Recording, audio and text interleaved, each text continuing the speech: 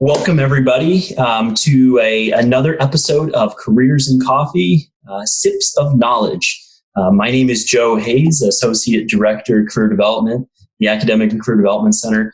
And today we are joined with a very special guest, Whitney Hoskins, Senior Recruiter in Talent Acquisition at FNBO. Welcome, Whitney. Thank you for having me. Excellent. So as we get started here, being at Careers in Coffee, we have to show that we're being true to the format. And I have my coffee right here, the lovely cup. Yeah. And mine is a UNO. I believe it's a house blend from Costco. What are you drinking? Usually for me, I sort of browse the coffee aisles. I'm actually a decaf drinker. So I have a private selection from Baker's. Oh, nice. I don't, Whitney, I don't know if I trust you on the decaf. This is not getting off to a good start, but we'll proceed anyway. I have a lot of natural energy. That's what it is. That's true. The opposite for me. So what we want to do in these shows is simply try to share some knowledge, career wisdom, what people can do to be successful and, career paths, etc. And as we get started, can you just tell us, some of the things that you've done in your work, and kind of go from there? Yeah, absolutely. So I love my role. I think it's very interesting, and I love explaining it to people, and they sort of look at me and think, is that what you do? Yes. So I get to spend a lot of time on college campuses, either from one, setting up career fairs and attending those, or two, sometimes I may step into the classroom and talk to students, or have opportunities to do wonderful events like this. So for me, my role is sort of spending a lot of time in the community, which is exciting and gives me an opportunity to connect with others about sort of what their career path is, what their goals are, and sort of how I can help them, whether that's talking to them about placement, doing resume reviews, or just answering any general questions. Sometimes people will want to ask you, what have you done in your career? How did you get to where you are? So I get to take an opportunity to answer those questions along the way. So what a unique role. So you're going to college campuses, you're interacting and talking with students throughout the year. Students may naturally say then, what are the inside secrets that may set myself up for success? What makes a person?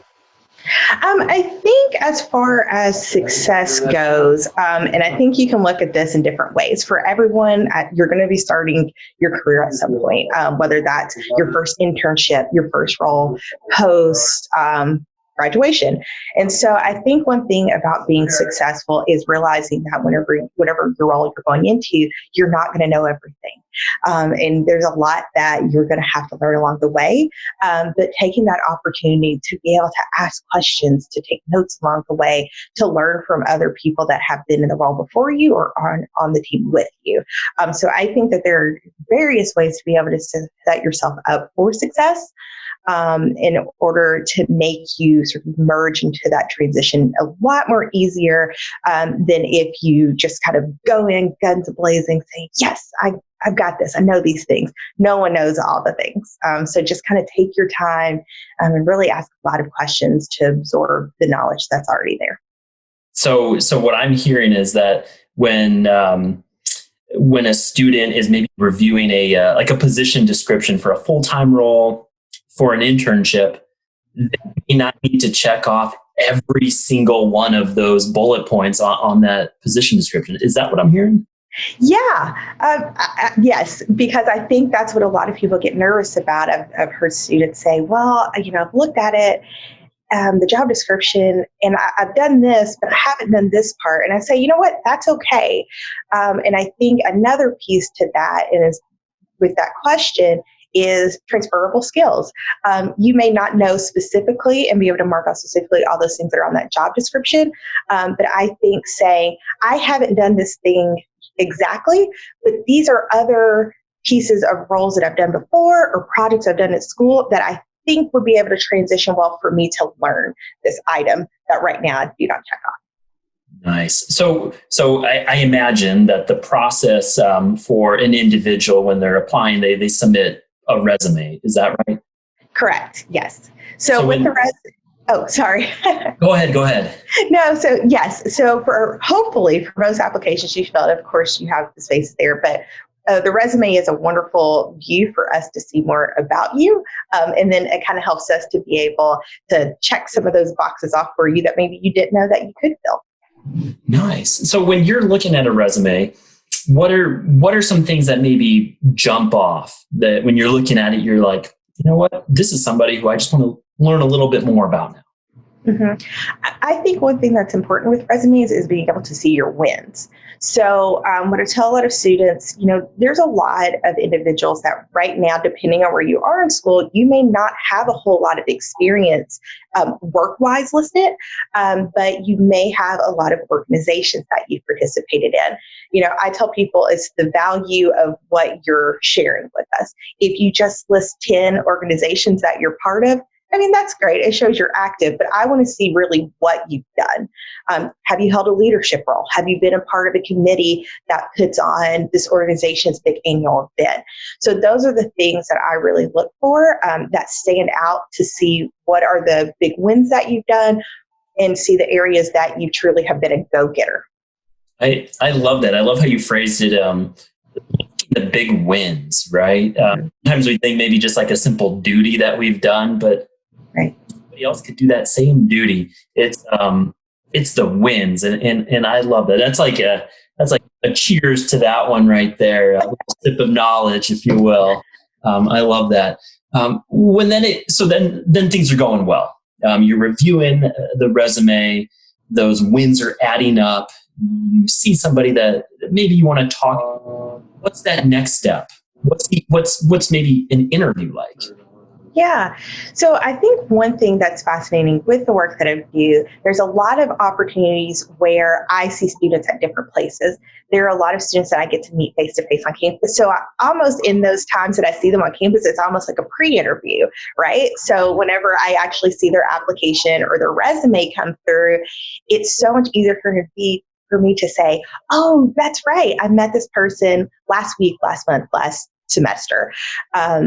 They're so great. And I already either myself know, yes, this is a person I want to talk to, or this is a person that I really need to make sure that I send a little extra note to the hiring manager to say, yeah, this is a student that I know you definitely want to talk to. I've already met them.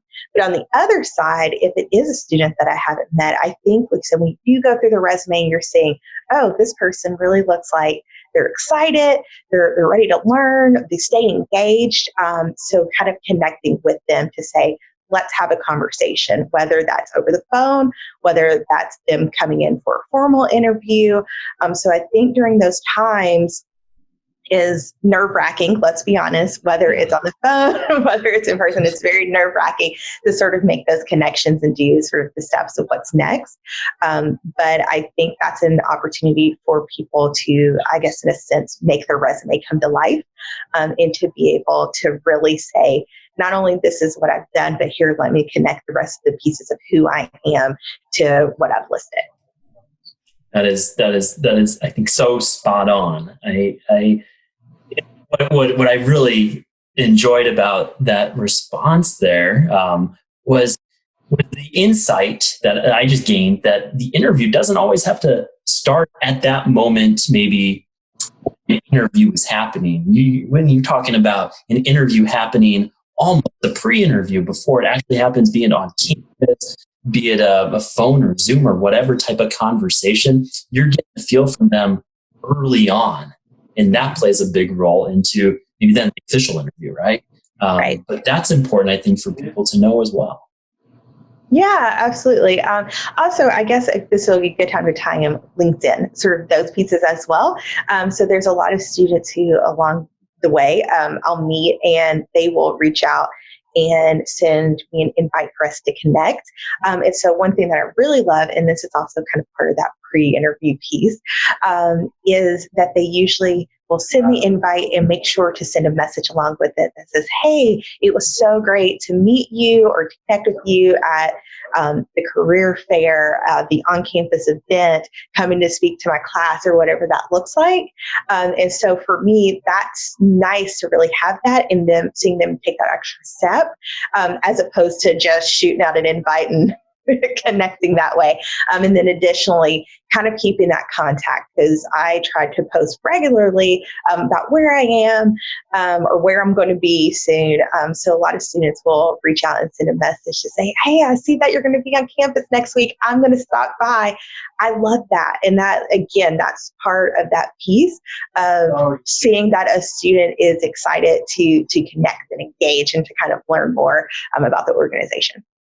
So leveraging LinkedIn, being active, in sending the request. I know when you send the request, you get like 300 characters, right? Right. You got to be very, very judicious in the words you choose. You're saying that it's perfectly normal to reach out to somebody in advance before maybe even meeting them. That's what I'm hearing.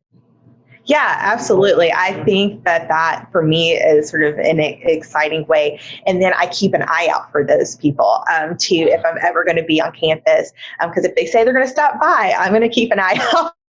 Yes. So not only request that, but honor your commitments, people. Come on. Exactly. Meeting with Whitney, like let's do that. In fact, that is terrific. Let's think. Let's transition it a little bit to now they are hired, right? Right. Can apply at your organization, at other places. Once they're hired, how can a new hire be successful in the first weeks, the first 90 days? What have you heard from maybe hiring managers, et cetera? Yeah. Leveraging your resources. I think that's something that is most important. You're going into a new organization with a new group of people. Literally everything is new for you, learning a new skill set. So leverage whatever resource they share. So for us, if you're coming in as an intern, for example, we have me who will be the recruiter for most of the internships. So you at least have one face that you either have some sort of contact with, whether that's face-to-face or on the phone, emails.